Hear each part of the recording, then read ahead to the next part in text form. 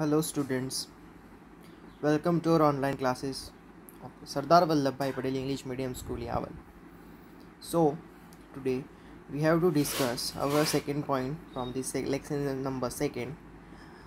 So second point is microprocessor. Let's we start. The microprocessor or a CPU is the computer brain. Microprocessor और CPU जो होते हैं वो computer का brain and controls the entire working of the computer. वो पूरे computer का entire working handle करते हैं। It is the CPU which performs all the arithmetical calculations and decision making operations on the data. CPU जो होता है वो arithmetic calculations and decision making operations data पे करता है। The CPU process the data according to the program और command given to it and output the result.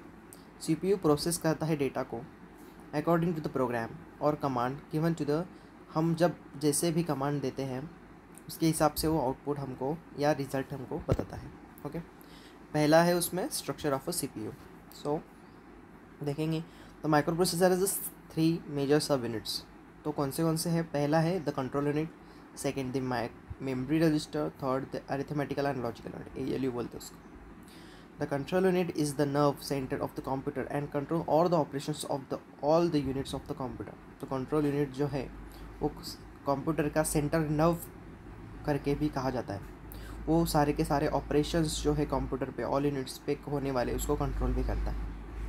Under the direction of the control unit the program instruction and the data are taken into the system memory. तो direction control units के हिसाब से जो program instruction और and जो data हम डालते हैं वो सिस्टम मेमोरी में मतलब रैम में स्टोर होता है, either directly from the user through the input devices from the secondary memory.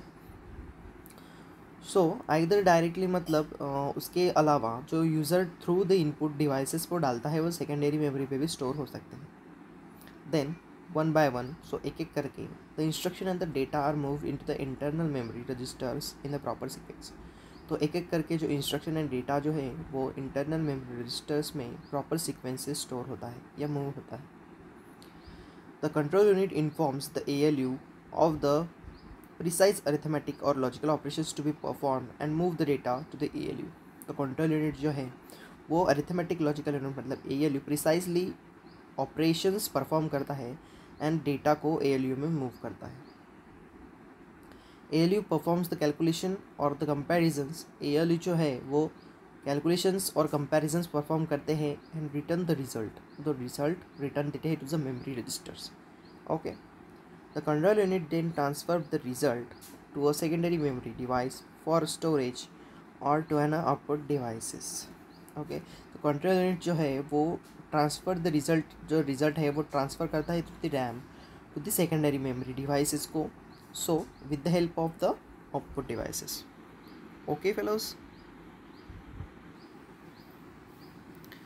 so आगे data transfer between the external RAM and the CPU are considerably slow than the processing speed of microprocessor।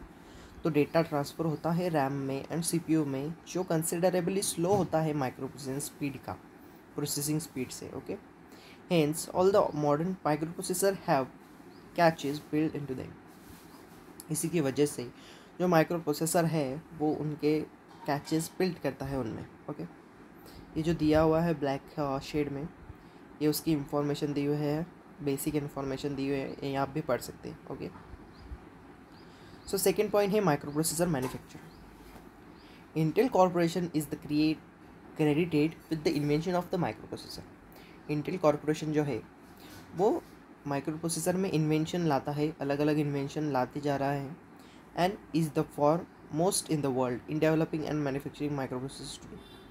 तो ये जो है Intel corporation ये world में developing and manufacturing microprocessor सबसे ज़्यादा बना रहा है और इफेक्टिव बना रहा है। Other microprocessor manufacturers to repute are Advanced Micro Devices. So other microprocessors जो है वो एडवांस माइक्रो डिवाइसेस से भी निकाल रहे हैं।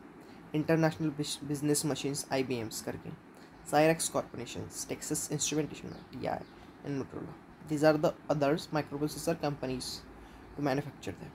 तो यहाँ पे रेप्यूटेड मैन्युफैक्चरर्स दिए हुए हैं यहाँ पे, वैसे वैसे उनका सिंबल है। Okay, The models of the microprocessor are labeled by the codes, which are an assorted the number and letters.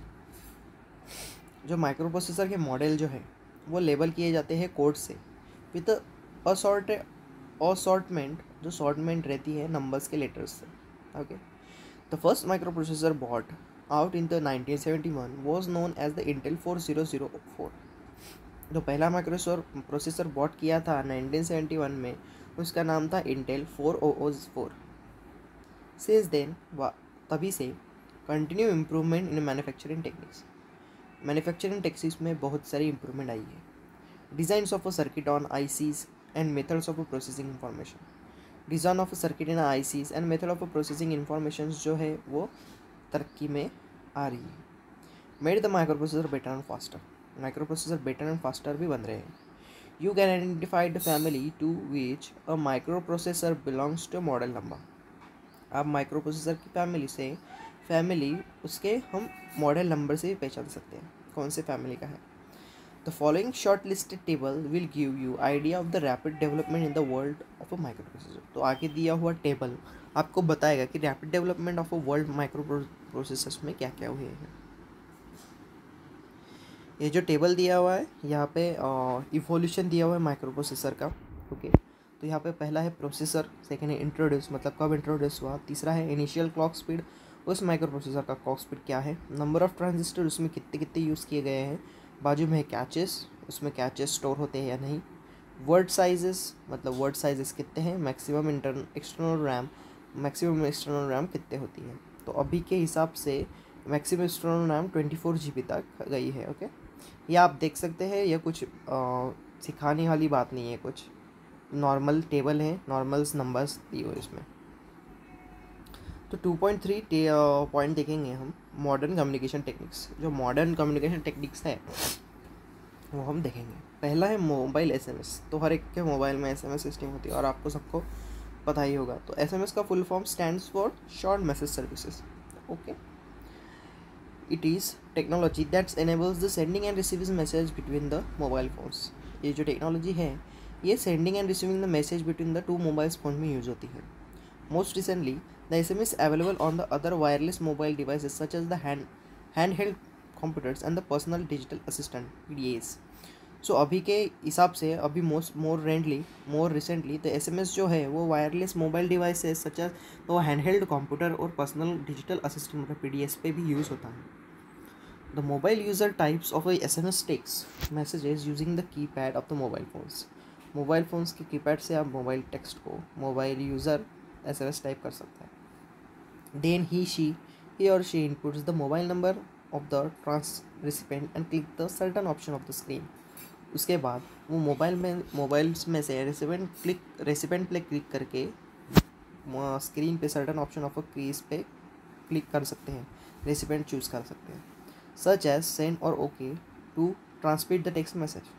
Send और text okay message okay click करने के बाद वो ट्रांसमिट हो जाता है. On receiving the text message the recipient mobile phone alerts the recipient user. Text message receive होने के बाद जो मोबाइल है वो अलर्ट देता है रेसिपेंट यूज़र को कि आपको मैसेज आया है.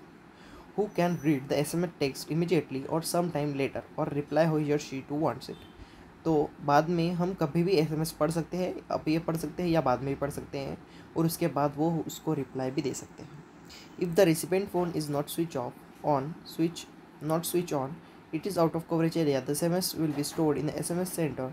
तो जब मोबाइल हमारा स्विच ऑफ या स्विच ऑन होता है या कवरेज एरिया से बाहर होता है तब SMS वो जो स्टोर होता है वो SMS सेंटर में होता है and send the recipient as soon as the phone is switch on. फिर फ़ोन स्विच ऑन होने के बाद वो जो SMS सेंटर में हमारा मैसेज स्टोर हुआ रहता है वो सेंड हो जाता है. As the name suggest an SMS message can contain very limited data. उसके नाम के हिसाब से ही उसमें बहुत लिमिटेड डेटा स्टोर होता है. एट मोस्ट 140 बाइट्स और द 1120 बिट्स वो ASCII कैरेक्टर होते हैं, हम पढ़ेंगे आगे. So one SMS message can contain up to the 160 characters in English. 160 characters में इंग्लिश में ही SMS में डाले जा सकते हैं. And SMS text in the international language. SMS text international languages में होता है can opted up to 70 characters में आता है. ओके. तो इंटरनेशनल लैंग्वेज आपको बताई है। Besides text SMS messages also carry the binary data. तो SMS मैसेजेस जो है वो बाइनरी डेटा भी कंटेन करते हैं, सच एज रिंगटोन्स आती है, सिंपल ग्राफिक्स आते हैं, ऑपरेटर लोगोज आते हैं, वॉलपेपर्स आते हैं, एनिमेशंस एंड बिजनेस कार्ड्स आते हैं। However an SMS can not include the rich media content as the pictures, animation and melodies. SMS में रिच मीडिया कंटेंट जो होते हैं, पिक्चर्स, एनिमेशन एंड मेलोडीज नहीं आते। The drawback of a limited area carrying the capacity of the SMS was overcome by the developing long SMS। तो drawback of the limited data मतलब limited data carry करने का SMS वो जो है वो डेवलपिंग द लॉन्ग SMS करके भी हम बेच सकते हैं, which can carry more than the 160 English character. उसमें हम 160 कैरेक्टर से भी आगे डाल सकते हैं। Long SMS works like this. The sender mobile phone breaks down the long message into the smaller parts. तो मोबाइल जो है वो लॉन्ग मैसेज को 2 पार्ट में डिवाइड करता है और हर एक मैसेज को सिंगल करके मैसेज सेंड करता है। On reaching the destination the recipient mobile phone combines them. तो रेसिपेंट मोबाइल फ़ोन जो है वो कंबाइन करता है उसको लॉन्ग मैसेज को। और not all mobile phone support the long messages. हर एक मोबाइल जो है वो लॉन्ग मैसेज सपोर्ट नहीं करता। SMS is a very popular all over the world. A numerous number of SMS messages are exchanged every day. तो SMS जो है जो very popular all over world है। ए नंबरस नंबर ऑफ SMS मतलब बहुत सारे SMS नंबर एक्सचेंज एवरीडे होते हैं। Some of the reasons behind the success of the SMS are follow. तो SMS के सक्सेस का जो है वो आगे दिए हुए रीजंस। पहला है SMS is the reliable and cheap means of communication and concise information.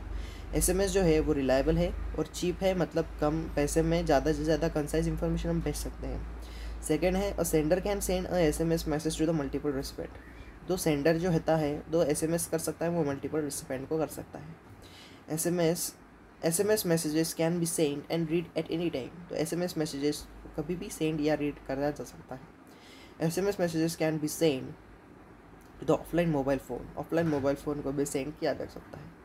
SMS are less disturbance to the recipient. तो डिस्टर्बेंस जो है रेसिपेंट को वो कम करता है। Messages exchange between the different service providers worldwide. तो SMS जो है वो एक्सचेंज बिटवीन द डिफरेंट अलग अलग प्रोवाइडर्स से वर्ल्ड वाइड हम एक्सचेंज कर सकते हैं। Some common examples of the SMS applications are given below. Person to person text messaging, this is the most commonly use SMS application, मतलब एक से एक आदमी को मैसेज टेक्स्ट करना। In which the SMS technology was already design for. इसी के लिए SMS टेक्नोलॉजी डिज़ाइन की गई थी। सेकेंड है provision of downloading and receiving the information and alerts for a certain small fee. The mobile user can request for the information services, मतलब mobile certain कम fee में मोबाइल सर्वर एक request डाल सकता है इंफॉर्मेशन सर्विस से to download services and alerts. किसी के लिए डाउनलोड सर्विसेज मतलब for ringtones, wallpapers and other things, weather report, financial data and alerts के whenever the credit card transaction has been made, तो अलर्ट देता है। Alert to the all users may be message free by the local police or the municipality. Okay, as the marketing tool the company may send messages about the latest discounts of the product. तो marketing tool के लिए भी SMS use होता है। the company may send the message all the latest discount products to by the SMS. आगे है second point है communication में mobile MMS. MMS stand for the Multimedia Messaging Services. It is the communication technology that allows the mobile subscribers to exchange the multimedia messages with the other mobile subscribers. तो एक MMS जो है वो एक mobile subscriber से exchange multimedia करता है दूसरे सब्सक्राइबर तक। तो multimedia messages can include the pictures. Multimedia में पिक्चर्स आते हैं, audio, text, video, combinations of this आते हैं। The multimedia messages can be created either using in the built camera or the images or the sound storage previously in the phone. तो multimedia messages जो created किया जा सकता है वो तो बिल्ट इन कैमरा में किया जा सकता है और इमेजेस और in a sound store previously store in the phone. The mobile phones of the sender and receiver should be multimedia capable. जो रिसीवर एंड सेंडर होते हैं उसके मल्टीमीडिया भी कैपेबल होना चाहिए। As such it can be seen as an evolution of the SMS, with the MMS additionally supporting the transmission of the above media types to give the total communication experience. इसी के लिए तो MMS जो है वो additional supporting transmission करता है SMS से, सो आप ऑल कम्युनिकेशन एक्सपीरियंस ले सकते हैं। तीसरा है mobile roaming modes. When you subscribe for the mobile phone services with the provided vendors, मतलब आप जब सब्सक्राइब करते हैं फॉर मोबाइल फ़ोन के लिए सर्विस प्रोवाइडेड से, your place of registration defines your home networks and home area, तभी आप रजिस्टर करते हैं आपके होम नेटवर्क को या होम एरिया को। Depending on the rare plan and service provider, आपके रेयर प्लान और रेट प्लान और सर्विस प्रोवाइडर डिपेंड होता है। Your home area can be a city, आपका होम एरिया सिटी भी हो सकता है, और जोग्राफिकल रीजन हो सकता है, और स्टेट और the multi state. If you use the phone outside the home area, आप होम एरिया से बाहर यूज़ करेंगे आपका phone, you are said to be roaming, आपको रोमिंग लगेगा। All phones have the same visual display to let you know not along in your home area, ये बताता है कि आप आपके होम एरिया से बाहर हो। To stay connected with the roam, you must additionally subscribe for the roaming mode with your service provider. आप रोम से कनेक्टेड होना चाहते हैं तो आपको सब्सक्राइब करना पड़ेगा roaming mode with your service provider. When you're roam, आप जब रोम में होते हो, air time rates are typically much higher than the other rate plans, मतलब आप जब रोमिंग में होते हो तब आपके प्लान जो है वो मच हायर कॉस्ट होते हैं। You may even be getting your services from the different service provider, मतलब आप दूसरे सर्विस प्रोवाइडर से भी लोगे तो आपको ये थोड़ा महंगा पड़ेगा। In addition you will have to pay long distance call, आपको लॉन्ग डिस्टेंस कॉल को पे करना पड़ेगा और चार्जेस को wage depend on the carrier, मतलब कैरियर से डिपेंड करना पड़ेगा। व्यूअर रेट प्लान से डिपेंड करना पड़ेगा। When you place a call you are trying calling, मतलब जब आप कॉल को प्लेस कर दोगे मतलब कॉल लग जाएगा, या आप कॉलिंग कर रहे होगे तो आपके प्लान के रेट के हिसाब से वो डिपेंडिंग चार्जेस लगेंगे। ओके।